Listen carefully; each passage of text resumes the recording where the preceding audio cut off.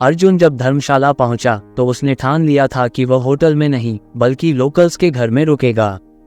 इसलिए बिना देर किए वह अपना सामान लेकर रहने की जगह ढूंढने निकल पड़ा।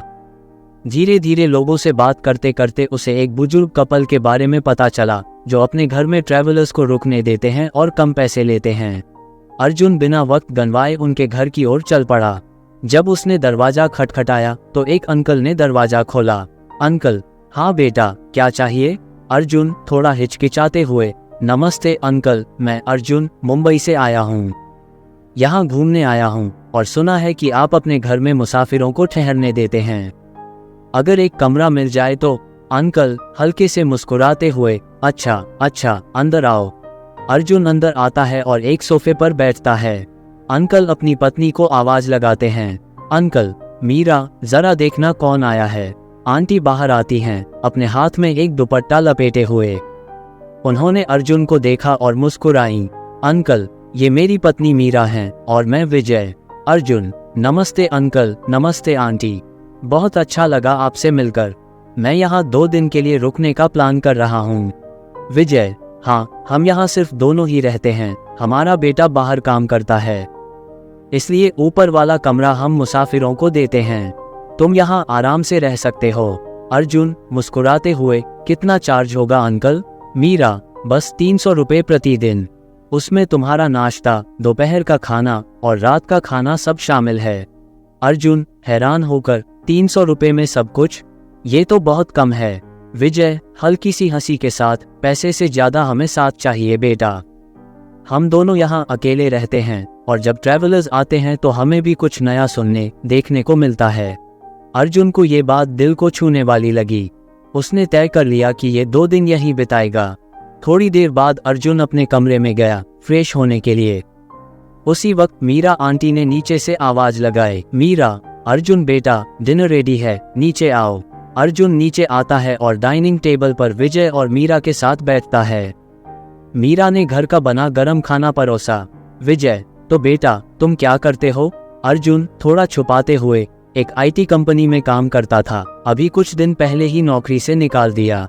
विजय, हम समझ गया, तो ये ट्रिप थोड़ा मन हल्का करने के लिए है? अर्जुन थोड़ी उदासी के साथ, हाँ अंकल, दोस्त ने कहा यहाँ आकर शांति मिलेगी, सो ये डिसीजन लिया। विजय, शांति? यहाँ सिर्फ पहाड़ों की खामोशी मिलेगी, लेकिन शांति अंदर ढूंढनी पड़ती है। अर्जुन सोच में पड़कर, हाँ शायद आप सही कह रहे हैं।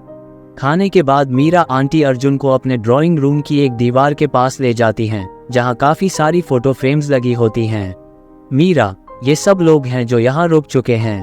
हर एक मुसाफिर की एक कहानी होती है और हम उनके कुछ पल यहाँ कैप्चर कर लेते हैं। अर्जुन, वाह आंटी, ये तो जैसे यादों का खजाना है। मीरा मुस्कुराते हुए, हाँ, और लगता है अब तुम्हारी भी फोटो इस दीवार पर लगने वाली है। अर्जुन, ये दीवार भी एक दिन छोटी पड़ जाएगी। मीरा, फिर दूसरी दीवार पर फ्रेम्स लगा दूंगी। 2 दिन बाद अर्जुन के वहां रुकने के 2 दिन खत्म होने वाले थे। वह अपना आखिरी डिनर अंकल आंटी के साथ कर रहा था। डिनर के दौरान विजय अंकल ने पूछा, विजय, तो अर्जुन अब कहाँ का प्लान है? अर्जुन, सोचा है कांगड़ा वैली जाने का, सुना है वो काफी सुंदर है। उसके बाद जो मन करे वहां चला जाऊंगा। मीरा मुस्कुराते हुए, अच्छा, तो अब तुम एक अनप्लान्ड ट्रैवलर बन गए हो। अर्जुन हंसते हुए, हाँ, एक लड़का ट्रेन में मिला था, कबीर। उसने कहा कि अगर सच में खुद को ढूंढना है तो अनप्लान्ड ट्रिप करो, नए लोग मिलेंगे, नए अनुभव होंगे। विजय, तभी तो तुम यहाँ आए, होटल के बजाय। अर्जुन, हाँ अंकल, और अब लगता है कि उसने बिल्कुल सही कहा था। मीरा सीरियस टोन में, पर अर्जुन, जब तुम आए थे तुम्हारे चेहरे से पता चल रहा था कि तुम्हें अभी भी अपनी नौकरी की टेंशन है। शायद तुम यहाँ आ गए हो, लेकिन तुम्हारा मन अभी भी वहीं अटका हुआ है। अर्जुन, हाँ आंटी, वो नौकरी वाली टेंशन अभी तक पीछा नहीं छोड़ रही। मीरा, टेंशन को भूलने की कोशिश मत करो, उसे मिटाओ। अगर तुम टेंशन को नहीं मिटाते तो ये सफर सिर्फ एक फिजिकल ट्रिप बनकर रह जाएगा। विजय सहमति से, हाँ अर्जुन, अगर तुम खुद को ढूंढने निकले हो तो पुराना अर्जुन वहीं छोड़कर नया बनने का समय आ गया है। मीरा, देखो बेटा, नौकरी चली गई तो क्या हुआ, तुम में काबिलियत है, तुम्हें दूसरी नौकरी मिल जाएगी। लेकिन अगर तुम बस वहीं अटके रहे तो तुम्हारे यहाँ आने का कोई मतलब नहीं। अर्जुन थोड़ा समझते हुए, हाँ आंटी, अब लगता है कि मुझे पास्ट को छोड़कर आगे बढ़ना चाहिए। विजय, वही तो, आज में जीना सीखो अर्जुन। जो हो चुका वो पास्ट है और फ्यूचर का किसी को पता नहीं, पर आज तुम्हारे हाथ में है और सिर्फ आज ही तुम्हें जीना है। अर्जुन को ये बातें दिल से लगी। उसने महसूस किया कि वो अब तक पास्ट और फ्यूचर के टेंशन में फंसा हुआ था, पर अब समझ आया कि जीना आज है। सुबह अर्जुन को अब वहां से निकलना था। अंकल आंटी के साथ जो 2 दिन गुजारे, उसने उनमें एक इमोशनल कनेक्शन बना लिया था। जब वो जाने लगा तो आंटी ने कहा, मीरा जाओ, अपना सफर एंजॉय करो और कभी वापस आओ तो हमारा दरवाजा तुम्हारे लिए हमेशा खुला है। विजय, एक फोटो तो ले लो हमारे साथ, तुम्हारा भी एक फ्रेम लगाएंगे।